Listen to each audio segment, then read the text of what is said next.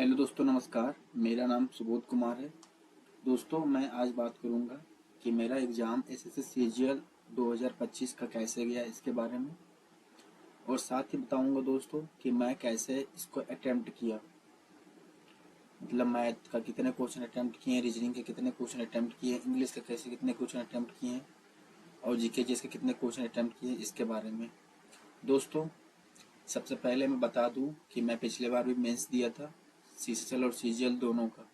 तो आप इसके हिसाब से अंदाज़ा लगा सकते हो कि क्वेश्चन का क्या लेवल है, जैसे मैं अटेम्प्ट किया उसके हिसाब से।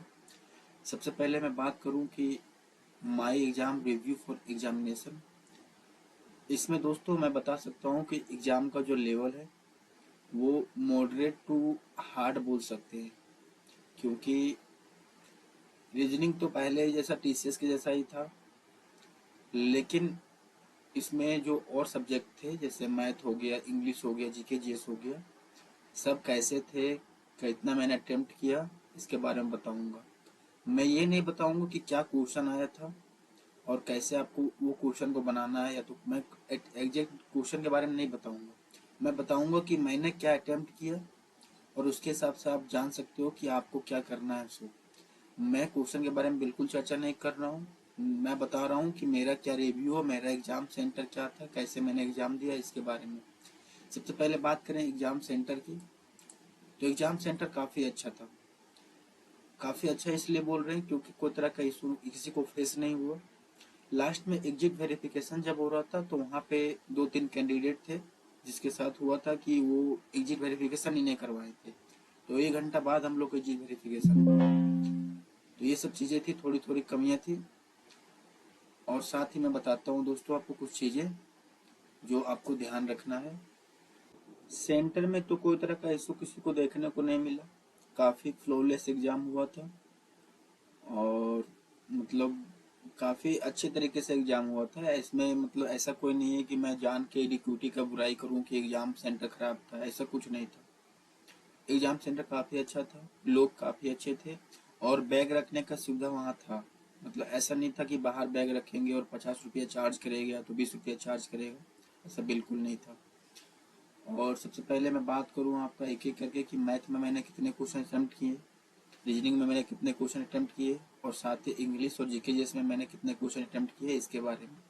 और साथ ही मैं दोस्तों बताऊंगा आपको कि आपको आगे क्या करना चाहिए इसके बारे में भी, क्योंकि एग्ज़ाम तो ख़त्म हुआ नहीं सबका। मेरा तो एग्ज़ाम 16 सितंबर को ही था। सबसे पहले हम बात कर लेते हैं कि मैंने मैथ में कितने क्वेश्चन अटेम्प्ट किए हैं। दोस्तों, मैं इसलिए ये वीडियो बना रहा हूँ ताकि आपको कुछ अंदाज़ा लग सके। जो लड़का मेंस दिया हुआ है 2 बार, तो वो बता सके आपको कि क्या मतलब क्या लेवल है, कैसे वो अटेम्प्ट किया, और साथ ही इससे आप अपना पता कर सकते हैं कि मैं क्या कहाँ तक बना सकता हूँ या तो कैसे अटेम्प्ट कर सकता हूँ। मैं दोस्तों बहुत ज़्यादा अटेम्प्ट नहीं लिया था, मेरा अटेम्प्ट टोटल 79 ही है, क्योंकि मैं जान गया था कि क्वेश्चन जो शॉर्टकट है पढ़ने के बाद ही। तो मैं मतलब नेगेटिव मार्किंग वाला क्वेश्चन जो होता है तुक्का मैंने एक भी नहीं लगाया था, जितना भी बनाया था सारे सही बनाए थे। सबसे पहले मैं बात करूं आपको यहाँ पे मैथ के बारे में, तो मैथ में क्वेश्चन बोलोगे तो एक तरह से इजी ही था क्वेश्चन, ऐसा कुछ हार्ड नहीं था क्वेश्चन। क्वेश्चन हार्ड इसलिए नहीं बोल रहे हैं क्योंकि जो बच्चे अगर बिल्कुल भी नहीं पढ़ के गए हैं ना, मतलब मैथ वगैरह, तो आराम से वो बना सकते हैं अगर बेसिक उसका थोड़ा मोड़ा भी क्लियर है तो। अगर 5 महीना या 6 महीना क्लास करके भी गए तो बना सकते हैं। मैथ में मतलब ऐसा कुछ नहीं था, लेकिन मैथ में मैंने जो अटेम्प्ट किया था वो किया था 25 आउट ऑफ 25। 25 आउट ऑफ 25 मैंने अटेम्प्ट किया था, क्योंकि मेरे को मैथ इजी लगा। मैथ मेरा मतलब अच्छा ही है बचपन से, इसलिए मेरे को मैथ इजी लगा। बाकी बहुत सारे को मैथ हार्ड लग रहा था, जैसे मैं बाहर आया था तो पूछा था कि मेरा मैथ हार्ड था। मेरे को तो हार्ड नहीं लगा मैथ कुछ भी। मतलब 15 से 18 मिनट के बीच में आराम से सॉल्व कर सकते हैं। बाकी आप लोग को जैसा मैथ रहेगा उसके हिसाब से आप सॉल्व कर सकते हो। तो मैं अपना बता रहा हूँ, मैं बिल्कुल कंटेंट शेयर नहीं कर रहा हूँ कि क्या कंटेंट था, कैसा मैथ का क्वेश्चन था, कौन कौन क्वेश्चन है, बिल्कुल नहीं बता रहा हूँ। मैं बता रहा हूँ कि मेरा कैसा एग्जाम गया इसके बारे में, क्योंकि एसएससी ने नोटिस जारी किया है कि आपको कोई तरह का मतलब शेयर नहीं करना है। तो मैं बिल्कुल उसके हद में रहते हुए बता रहा हूँ। सबसे पहले मैथ के बारे में मेरा बता दिया कि क्या था इसका कहानी। 25 क्वेश्चन अटेम्प्ट किए थे आउट ऑफ 25, और मेरे को नहीं लग रहा है कि कहीं गलती होगा। उसके बाद मैं इंग्लिश के बारे में बात करूँ तो इंग्लिश का मतलब मेरे को लगा थोड़ा सा डर पैसेज को देख के। शुरू शुरू सबको पता है कि यहाँ तक पता है कि हर एक स्टूडेंट को पता है कि पैसेज आ रहा है। मैं खुद ये नहीं बता रहा हूँ कि पैसेज आ रहा है, हर एक स्टूडेंट को पता है कि पैसेज आ रहा है। कोई सोर्स से या तो कहीं से पता चल रहा है कि उसको पैसेज आ रहा है। अब जब पैसेज आ रहा है, कौन सा पैसेज आ रहा है, क्या पैसेज आ रहा है, मैं बिल्कुल नहीं बताऊंगा। और पैसेज के बारे में बात करें तो पैसेज काफ़ी अच्छा था, और मैंने पैसेज में एक क्वेश्चन नहीं बनाया क्योंकि मेरे को लगा था कि पैसेज में एक क्वेश्चन हमको कंफ्यूज करेगा। तो मेरा इंग्लिश में जो अटेम्प्ट था वो 24 था आउट ऑफ 25, क्योंकि इंग्लिश में मेरा इंग्लिश काफ़ी अच्छा है। मैं सारा पेपर भी वैसे इंग्लिश में ही देता हूँ, तैयारी मैं शुरू से इंग्लिश में ही किया हूँ, और साथ ही हिंदी भी मिक्स था, क्योंकि ऐसा नहीं है कि बिल्कुल इंग्लिश में तैयारी करने से आपका अच्छा ही हो जाएगा उसमें। क्योंकि जो बच्चे हिंदी में तैयारी करते हैं उसका जीके जीएस काफ़ी अच्छा होता है, तो वो तो काफ़ी अच्छा कर लेते हैं हम लोग से भी जीके जीएस के मामले में। तो इंग्लिश के बारे में बात करें तो मैं 24 अटेम्प्ट किया हूँ। इसका लेवल बोलोगे तो ओवरऑल बोलोगे तो मॉडरेट था। क्योंकि लेवल बोलोगे इसलिए मॉडरेट था, इसमें क्वेश्चन जो थे वो कुछ कुछ नए क्वेश्चन थे। खासकर मतलब नए क्वेश्चन बोलोगे तो सारे सेक्शन में नए क्वेश्चन थे। आपको हर एक क्वेश्चन में थोड़ा देर ठहरना पड़ता था, मुझे तो ठहरना पड़ा। उसके बाद मैं बात करूं रीजनिंग के बारे में, तो रीजनिंग मतलब आपको लगेगा कि क्या है रीजनिंग, मतलब सिंपल सा सारा आप बना सकते हो आराम से। मेरा रीजनिंग में भी 24 अटेम्प्ट था आउट ऑफ 25, और मेरे को पहली बार लगा कि समय का कमी है मेरे पास। मतलब समय जो था सो मतलब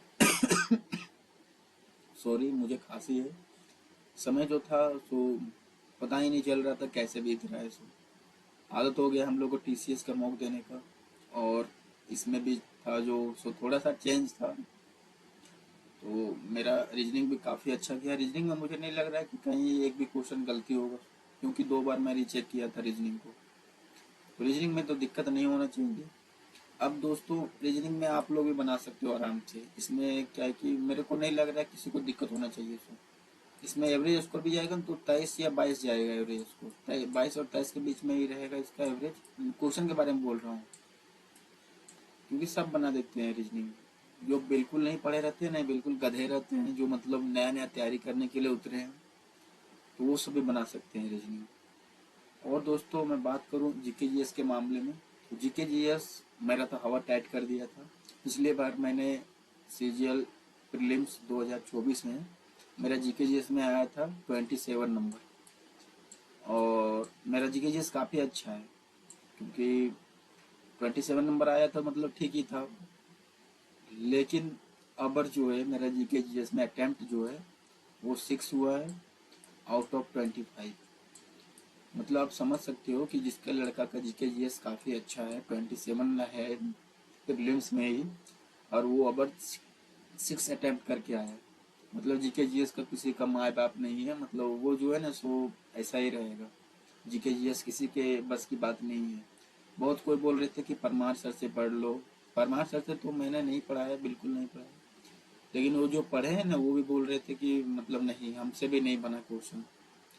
तो ऐसा नहीं है कि सर का बुराई कर रहा हूँ, सर काफ़ी अच्छे हैं मतलब।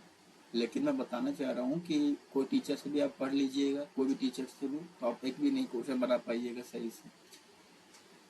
और किसी किसी शिफ्ट में आसान था जीके जीएस, लेकिन मेरे शिफ्ट में तो आसान नहीं था। मेरे को मतलब जीके जीएस केवल पढ़ने में लग गए बहुत सारे मिनट, और मैं उससे कुछ बेनिफिट भी नहीं पा पाया। सारे क्वेश्चन मैंने पढ़े, और सारे क्वेश्चन पढ़ने में मेरे को लग गए हैं 11 मिनट, और 11 मिनट पढ़ने के बाद में मैं 6 क्वेश्चन ही बना पाया। तो मेरे को लगा कि क्या यार, क्या मैं कर दिया। मेरा सबसे बड़ा गलती यही था कि मैंने जीके जीएस में इंटर किया। जीके में अगर एंटर नहीं किया रहता तो मेरा इधर सारा क्वेश्चन जो भी था, 1-2 क्वेश्चन छूटा था रीजनिंग और मैथ में। मैथ में तो नहीं छूटा था, इंग्लिश में वो मैं सारा अटेम्प्ट कर लिया रहता। जीके में घोषणा मेरे लिए सबसे अधिक मतलब खराब बात थी। 11 मिनट समय गए और 6 क्वेश्चन ही बना पाया, तो मेरे को बहुत खराब लग रहा था उसमें जब एग्जाम दे के निकला था कि जीके में गए थे और एक भी क्वेश्चन नहीं बनाया वो भी तो लास्ट का 6 क्वेश्चन बनाया। तो ये सब चीज़ें मेरे को मतलब काफ़ी ख़राब लगी। 11 मिनट मैंने समय बर्बाद किया जीके में। उसके बाद बात करूं कि अब आपको क्या करना चाहिए इसके बारे में। दोस्तों, जो आप पढ़े हैं उस पर ही एक्स्टक रहिए, क्योंकि ऐसा नहीं है कि मतलब बहुत ज़्यादा मतलब आ रहा है कि ऊपर नीचे हो जाएगा कहानी आपका, ऐसा बिल्कुल नहीं होगा। कहानी जो है सो काफ़ी अच्छा ही रहेगा। जो आप अगर पंडित में अगर आप या तो फिर जो भी लाइव मॉक में है, अगर आप 120 से लेके 130 स्कोर कर रहे हैं और परसेंटाइल आपका काफ़ी अच्छा होना चाहिए, मतलब 85 परसेंटाइल प्लस होना चाहिए, तो समझ लीजिए कि आपका पेपर अच्छा ही जाएगा। और एक्सपीरियंस इसमें कुछ नहीं मांगता है, क्योंकि जो लड़के नए तैयारी करने के लिए आए थे और जो कोई तैयारी करके मतलब 1-2 साल 3 साल 4 साल तैयारी कर रहे हैं, दोनों में कुछ फ़र्क नहीं रहेगा। क्योंकि फ़र्क क्रिएट कब होगा जानते हैं, जब मतलब एक तरह से नया क्वेश्चन नहीं आया, सारे क्वेश्चन पुराने ही थे, तो फ़र्क क्रिएट होगा कि जो पुराना तैयारी कर रहा था वो काफ़ी जल्दी बना लेगा, क्योंकि ज़्यादा क्वेश्चन का एक्सपीरियंस हो, उसको ज़्यादा क्वेश्चन वो प्रैक्टिस किया है। लेकिन ऐसा कुछ नहीं था, जो नए हैं वो भी अच्छे करके आएंगे और जो पुराने हैं तो वो भी अच्छे करके आएंगे, ऐसा बिल्कुल नहीं था कुछ भी। और आप आराम से क्वेश्चन को अटैम्प्ट कर सकते हो, ऐसा कि नहीं है कि क्वेश्चन अटैम्प्ट करने में आपको कोई प्रकार का परेशानी होगा। सबसे पहले मैंने जो वीडियो बनाया है, इस वीडियो में मैं बिल्कुल भी ये चर्चा नहीं कर रहा हूँ कि मतलब क्या क्वेश्चन आया था, क्या नहीं था, कैसे था। मैं बस ये बताना चाह रहा हूँ कि मैंने क्या अटैम्प्ट किया और फिर आपको क्या अटैम्प्ट करना चाहिए। तो ये चीज़ें आपको ध्यान रखनी है। और ठीक है दोस्तों, इसी के साथ मैं आपको अलविदा चाहता हूँ।